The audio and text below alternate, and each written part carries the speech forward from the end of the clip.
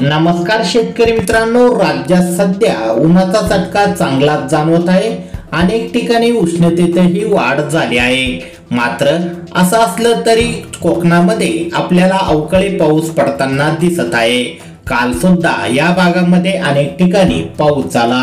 तर आज कोणत्या ठिकाणी पावसाचं वातावरण आहे, कोणत्या ठिकाणी अतिवृष्टीसारखा पाऊस होणार आहे, चला सविस्तर माहिती जाणून घेऊया। शेतकरी मित्रांनो, आपण बघू शकता कल्याण, डोंबिवली, वाडा, इगतपुरी या भागांमध्ये आपल्याला हलक्या ते मध्यम स्वरूपाचा पाऊस आज दुपारनंतर बघायला मिळेल। तर खोपोली या ठिकाणी सुद्धा आपल्याला हलक्या ते मध्यम स्वरूपाचा पाऊस व ढगाळ वातावरण बघायला मिळेल। पुण्याच्या काही भागांमध्ये सुद्धा ढगाळ वातावरण व हलका पाऊस वादळ बघायला मिळेल। तर गोरेगाव या ठिकाणी सुद्धा आपल्याला हलक्या मध्यम स्वरूपाचा पाऊस आज बघायला मिळणार आहे। त्यानंतर चिपळूण, सातारा या भागात आपल्याला हलक्या ते मध्यम स्वरूपाचा पाऊस तर काही ठिकाणी जोरदार स्वरूपाचा पाऊस देखील बघायला मिळू शकतो।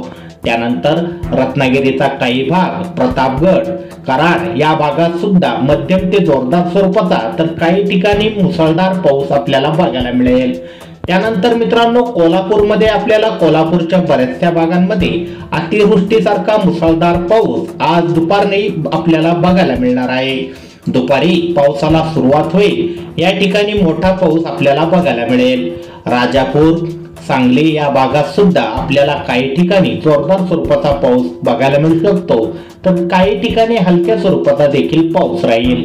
यामध्ये निपाणीच्या अनेक भागात जोरदार स्वरूपाचा पाऊस आपल्याला बघायला मिळेल।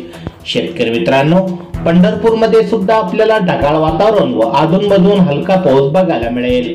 इतर जिल्ह्यांमध्ये राज्यातील आपल्याला उन्हाचा चटका बघायला मिळेल। अनेक ठिकाणी उष्णतेत वाढ होणार आहे। 40 डिग्रीच्या वर या ठिकाणी तापमान राहणार आहे।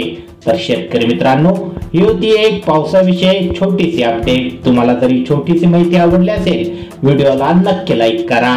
अशाच प्रकारच्या पावसाविषयक बातम्या तुमच्या मोबाईलवर दररोज बघण्यासाठी खाली दिलेले सबस्क्राईब बटन दाबून बेल आयकॉन नक्की दाबा।